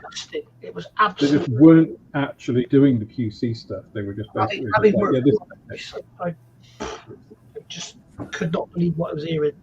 I'm not a fan of. GKN will have their own fantastic inspectors, and nothing will get by.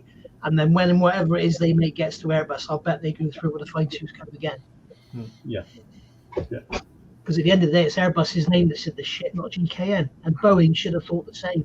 It's just this all the time. It's fucking money. Well, that was the thing. Yeah, but it comes back to bite them in the end, doesn't it? It's a bit like because they've just had to buy the company now, haven't they? Yeah. That company that they subcontracted those fuselage sections to, they've bought them to try and win back some faith. Yeah, and then they've got to go through that company, basically restructure the entire thing. Get the quality metrics. It's going to cost them, if they'd just built the factory to start with, or subcontracted to somebody who did it to their specification, it would have cost them half as much. Yeah, My ass is always switchy on a Boeing, not an Airbus. yeah. I'd happily an Airbus and a Boeing. Have they stopped production of the 737 temporarily? Mm-hmm. I think they have. haven't they? No, I don't think they have. Yeah, it was on the news. the other day. Yeah, they're constantly finding issues with it. Yeah, but isn't it only the 800 and that? They're probably still No, I doing. think it's the whole range because they're all built to the same mods, aren't they? Yeah. So until they iron out those mods, they've ceased production temporarily. I could be wrong as well, but I think that's the case. Yeah, that there are issues that are inherent. 700 and the 800 are completely different aircraft. The 800 is fly-by-wire. The 700 isn't.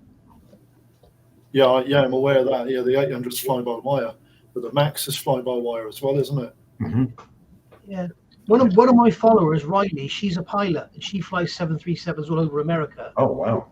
And she explained to me, she said, the 700 is like a Ford Mustang. Yeah. The 800 is like a Cadillac. She said, when I get a route of an 800, it's like, ugh, boring. Yeah. Fair enough. She says, like, every move you make in a 700, the plane responds. The 800, you're telling the computer to do something. Yeah, so it's like we were talking before. It's a pilot's aircraft, isn't it, rather than something you sit in and it flies itself. Yeah. You're telling a computer to do something. I mean, that's what led to the crash at Paris, isn't it, with the A300? Yep. Is the fact that somebody tried to fly the aircraft and they put it in landing mode and takeoff. And it just landed itself in the bloody trees. There's lots of I like watching air disaster. And there's a lot on there. And 9 times out of 10, it's the computer. Mm-hmm. I just like to say that I'm scared. I have a real fear of flying, and whenever I go on, when I see a plane and it goes Airbus, I'm relaxed. On a Boeing, my ass is twitching. Yeah, I'm with you there, Moss. Definitely. My ass is twitching. I would recommend Moss watching a channel called Mentor Pilot. Yeah. And if you've seen him, Nigel, he goes through disasters and stuff, but he shows what came out of it, and the learnings and how safety improved and stuff. Oh yeah. He does it to help, nervous flyers and things. It's really good. Oh yeah, no. I read a book, and I'm better flying now, but I've just got that in the back of my mind. Boeing, you bunch of cunts. That sort of, that's me. There's no way that they should have allowed that upgrade on those engines on that plane. It should never been allowed. Oh, we'll put another sensor in. Fuck off. And the thing is, the guy that signed it off from the FAA become a board member of Boeing within a year of him signing off. That mod was allowed, and that shows lack of faith in the FFA or FAA. Was his name Keir Starmer?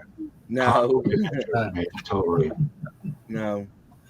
Because he actually signed off on something like wife on it. No, I read a book years ago called Black Box Thinking, and in the air trade, you know, in flights and all this commercial and all, when it comes to aerospace, there is no blame. If there's an issue, that you tell everybody, this is what happened, this is what I did, let's find a workaround. If they put that into hospitals, we would see the death rate drop. Yeah. Because, you know, for instance, they one hospital in America that said that there's no blame now. If we get sued, we get sued. Let's be honest and open, honest. And one woman was dying on the operating table. They couldn't swallow her heart rate, and the person is they realised, somebody in the room said, "I think she's got an allergy to latex." So they scrubbed up, changed gloves, and it disappeared. That woman was the anaesthetist, and then they said the anaesthetist now is the person who is God in that operating room. Now the anaesthetist will say we can carry on or not. They changed the whole hierarchy of the operating table because that's what they did. But this book's called Black Box Thinking, and it even goes back in the days when they were crushing the Spitfires, because the lever for the undercarriage was the same lever as the flaps, and they kept crashing because they keep catching the wrong lever.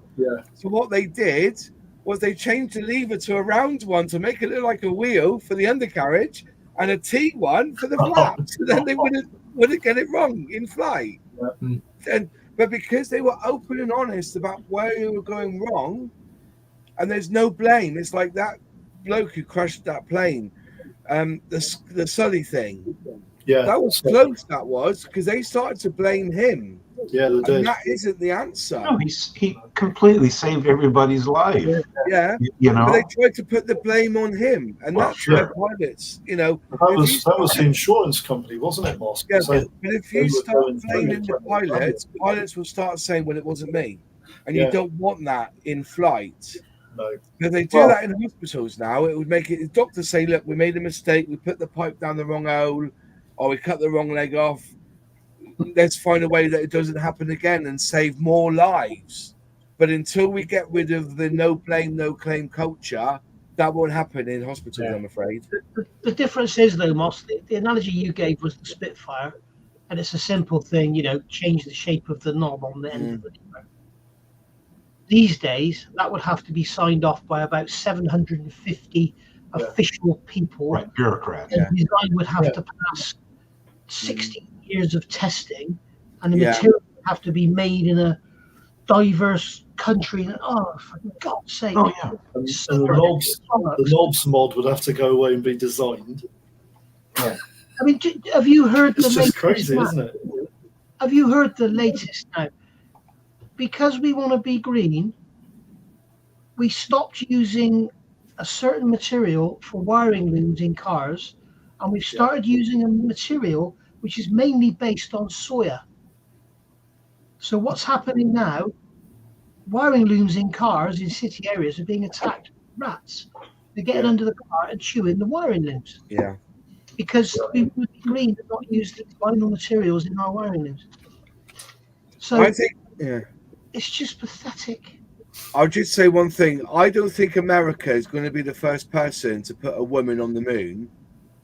I think India or China will be, because they're so over-regulated in America now. I think the China will say, let's put somebody up there. Let's get a woman on the moon. Let's just do it. Let's just do it. But in America, I'm not even sure it'll be that. It's because America are relying on SpaceX to try and get them.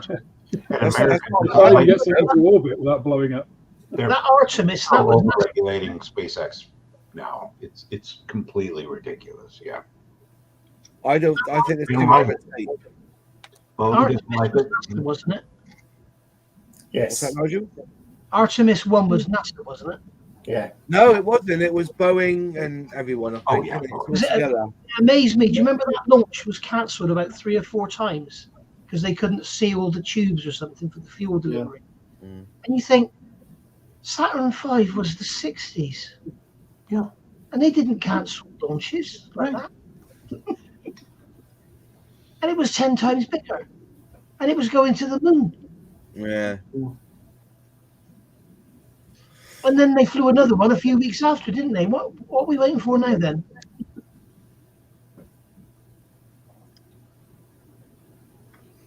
I'm just trying to think what the Chinese astronaut lass is going to be called. Yeah, that's the point. Who's got Private Air as a subscriber on their channel? No, Not mine. Not one of mine. Not mine. not mine either. You say we're being boring. Oh well. Oh I'll check it out later on. Anyways, somebody asked a question actually, which is quite a good one. Hang on, that's that one. Was it when somebody asked us about schemes? Which one was it? Trying to find if there's a question. Oh, what did that question to? There's a question about what scheme for the Typhoon, I think it was. I can't find it now. I had it on the screen for ages. Haven't the RAF put invasion stripes on one of them for a show or something? On the Tornado, on the Typhoon they have, yeah. Oh, right, I thought they don't have F-35. Yeah. I mean, I'm sure they will get to it at some point in the future when they've got an A-frame which has got it's got a lot of hours on it, and we've got enough to go around. But how long that will take? That's why we can do it. As modelers can step into the fray and do our silly schemes instead.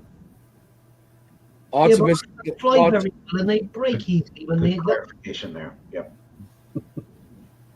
Yeah, Spaceliner is bottom. No. David Smart's question. Here that's been released today. Oh, that's huge, Nigel. Tell us more. Yeah, go on, Nigel. Crack on. It's the new Porsche 917K Golf Edition. It looks absolutely gorgeous. That looks It's nice.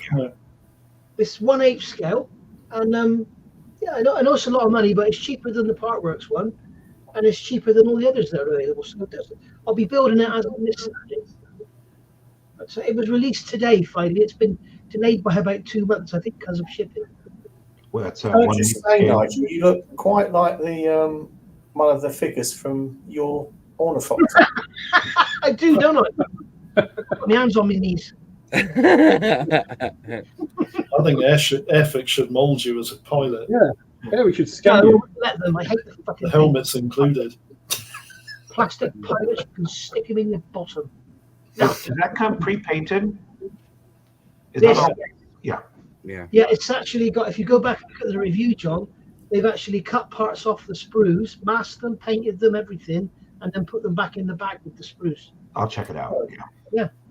It's, I think it's, I mean, I was given it.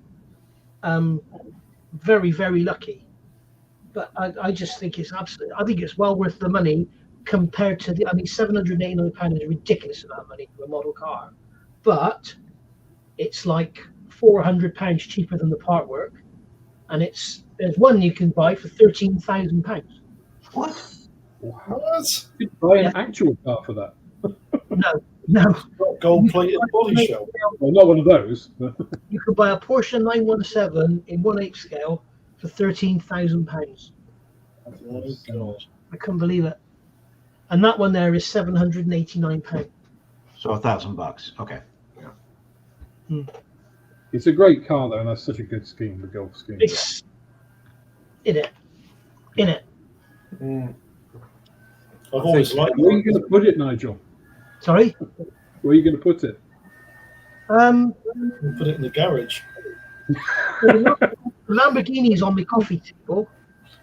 This can sit next to it, but I've got a 6-car Mustang I'm doing, which I want to put on my coffee table. So Oh my gosh. I'll have to give them away, I suppose.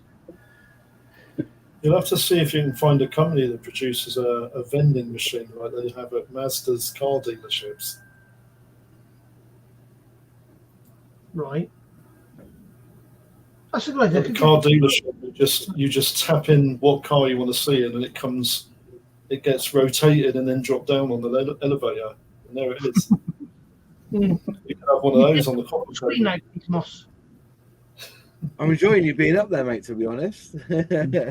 Well, James Bond Goldfinger's 30 grand. Wow. That's ridiculous. Christ, you can buy a DB5 for that. I don't think you would, to be honest. No, Well, I mean, you could buy DB. buy a MOT. very, very nice car, a real Isn't car. that the one that's gold plated though? I think it is gold plated. Yeah. Yeah. There was a question about the mod color scheme versus blackjack. Both display schemes, Moz. I just think they asked which would be preferred. Don't know. What's the Mog and the Blackjack? That was Like the question. I can't- display schemes. Are they display teams? Yeah. The display schemes for the Eurofighter. The blackjack one is the one. It was only done as a one-off, but people loved it so much they kept it. Mm. And then the other one is basically that's the one, isn't it? That's done like a World War II fighter. Yeah, was that the one that was done in 2020? Yeah, I think so. The blackjack one was fantastic. Stripes. Yeah, it had invasion stripes and it was green and brown, wasn't it? Mm. Yeah. Sluggo, no, this one didn't. This actually only came second in another race. I can't remember which race it was.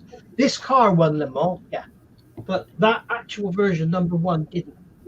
The Oh, right. Gulf color scheme is just so beautiful. Yeah, it's great, isn't it? Outlaw Paint do a brilliant orange and blue in go. Just saying.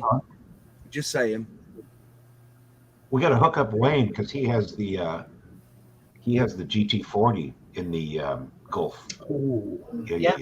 That's another bugbear of mine, to be fair, right?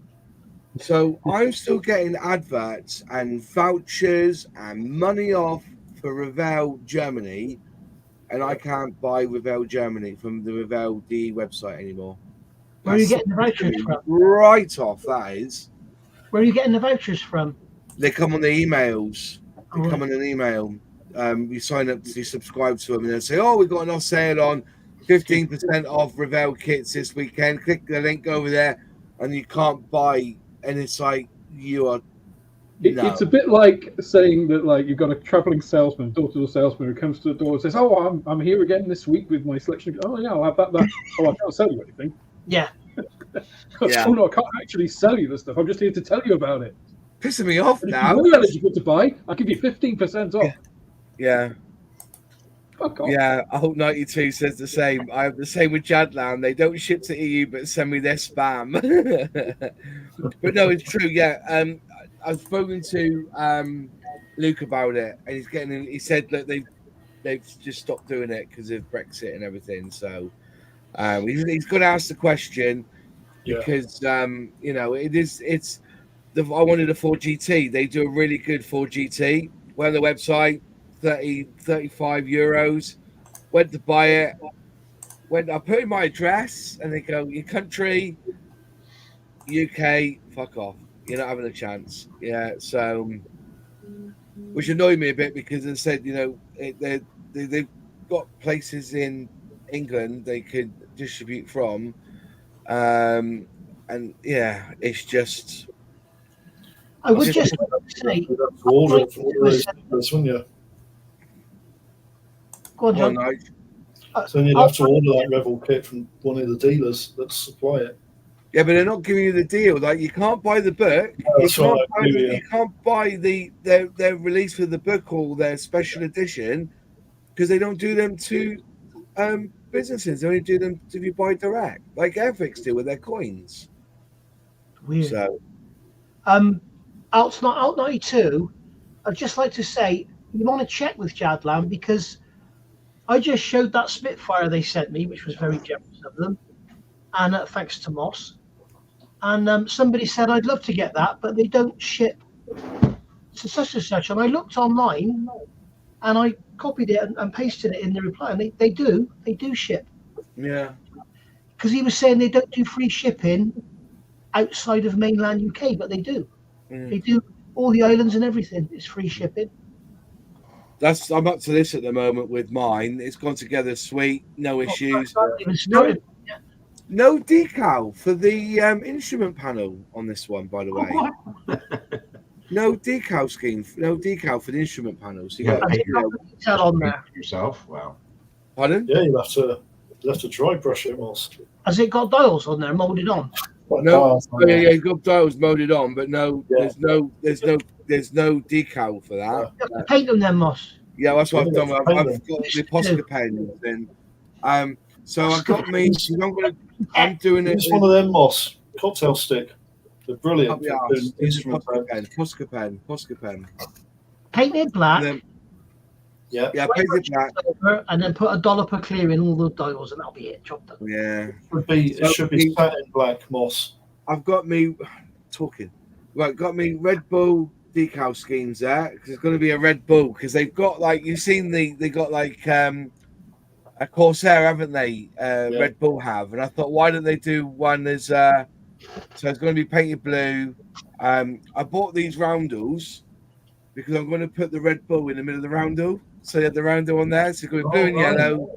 I have the roundel on there and have like the Red Bull symbol in the middle of the roundel. That's the idea. You know, and I've got the where's it to? This one here it is. Pennants again, brilliantly. I've got the schemes there, so it's going to have RB1 on the side of it. So that's my entry. It's going to be like a Red Bull sort of display jobby. That's what I'm planning on doing on mine. So, have you ever thought about having MOS written on the side of it? No, because it's Red Bull, isn't it? It's got to be a little bit like you want to have MOS on the side of it. It'll be Red Bull, wouldn't it? RB for Red Bull. I could put RB17 and like Nui on the back of it, like flying away, like you know. But yeah, that's what I've got all my bits together now. They've all come this week. I had these for a while, like to be fair. They're really good because they're designed for 1/64 scale for Matchbox and stuff. You know, for not Matchbox, these slot cars. So yeah, so that's the Red Bull ones. They're going to go. So I think the small bulls will fit nicely in the big roundels here. I think they will. I'm going to measure them up, make sure, and then put the Red Bull in the middle of the roundels instead of the red dot. So that's my vision of it. Anyway, blue and yellow, and away you go. So yeah, with no paint at all, no paint whatsoever. No. Just plastic. Yeah, just plastic. Fair play. You could do it with Pocker. Have an orange and blue. I'll send you up the golf colours. You could do it, yeah, golf colours. I think it'd look nice. If anybody wants to do it in John Deere colours, I've got all the colours for John Deere, but no bastard does the model kit of a John Deere, do they? I'll have to see if Jason will do me white, orange, and black in Man's Puzzle Moments colours. Yeah. Moments orange. That's what I need. Yeah, I have to find out from you, Moss, whether you do the Union flag red and blue. It's Royal Oxford, isn't it? The blue we've got. Just use the RNLI red and blue. That'd be fine. Yeah. What colour are you doing yours, Jake? I'm going to do it in a Union Jack scheme. Do you mean a Union flag scheme? Yeah, Union flag scheme. Yeah. You only get a Jack on a ship. It'll be a shag fire. You have to have some Jaguar badges down the side. Jaguar. Jaguar. I'm going to make mine into an egg plate. Yeah. Take Nigel down. By the way, folks, what we are talking about is that Jadlam have set they basically, I think they got about 1,000 Spitfires. And they're selling them on getting everybody to build one in their own scheme. Do what you like with it, basically. But you can go on the Jadlam website, and they're half price. These Spitfire 148. It's not the one that Airfix are giving away for free. It's a totally different, different 148 version. And Jadlam got a load in, and they've been shipping them out and getting people to be part of this. And it was nice they reached out, you know. I did have a laugh. The guy said, "We enjoy Airfix and Chill, even though when you have a go at us, would you like to take part in our little challenge?" And I said, "Well, everyone gets slapped occasionally on Airfix and Chill. Even I do. You know what I mean? So, it's and so that's Russ. It was, and so he's giving them out. If you want to go and buy one and take part in the challenge, there are prizes. I think there's going to be even more prizes. I can't see them. Yeah, they've put up 2 today. They say you get, if you win, free ticket to a Imperial War Museum or Yeovilton. Really? The other thing we forgot to mention, Moss, you buy the kit for $14.99. If you finish it and send them the 3 pictures they want, you get 1,000 Jadlam points. So there's a $5 back straight away. Yeah. So it costs you a tenner. So it's a $29.99 kit for a tenner. Yeah. Did I tell you about my special psychic ability, Moss? No. And I'm seeing. I'm about touching clock. I'm not going to win one of those prizes with my scheme. I just, I've seen the future. It'd be funny if it ended up on the website, wouldn't it? On their website. I wonder if it will. Oh, yeah. Are you doing something like Jadlam sucks across the top of the wings or something? It's going to be a man's model moment scheme. Yeah, nice. Yeah, I've seen the scheme. I quite like it. Yeah. So I'm not sure they will have. Yeah, with the registry man up. Was it? Right. Anyway, folks, it's nearly 10 o'clock. I need to have a piss because I've still got toothache, lads. I'm in so much pain. Now, you still got that. Yeah, well, they did one tooth. They did one tooth, and then it looks like that they were both playing it. Do you know? You ever heard of mirroring? I've been looking online about it. If one tooth hurts one side, the bugger next to it will hurt, and the one below it will hurt. It's like a thing, and my side of my face is all swollen up. But they did one, cured it. But I did say to him it was the top 2 teeth were playing up, and it felt like him. So I'm going back tomorrow because I'm going to do another jobby on it. But the one thing I will say, they've brought out this because it's a training college as well I go to. They put this little bit of gel on my gum. I didn't even feel the needle go in, and the needle's the worst bit. Feel a scratch? No, it's like a punch in the bollocks, mate, when you do it. You know what I mean? But they now put this little stick in your mouth, and it numbs it. You don't even feel the needle going in now. It's brilliant. My dentist, this little Asian lady, her name's Simi. She's tiny, and she's absolutely amazing. She says, wiggle your toes, wiggle your toes. Oh, wiggling your toes, just wiggle your toes, bang. And you're concentrating on wiggling your toes, you don't feel a thing. No. And I thought it was just me because I'm a big baby at the dentist. It scares me to death. Yeah. And now everybody I know that goes to zero, wiggle your toes, wiggle your toes. But yeah, so you know when you were at school and they used to give you a fill-in at school in the caravan. I don't know if you used to have the caravan. Go to that school, John. Sorry. We used to have the dentist. You thought that was a dentist, John?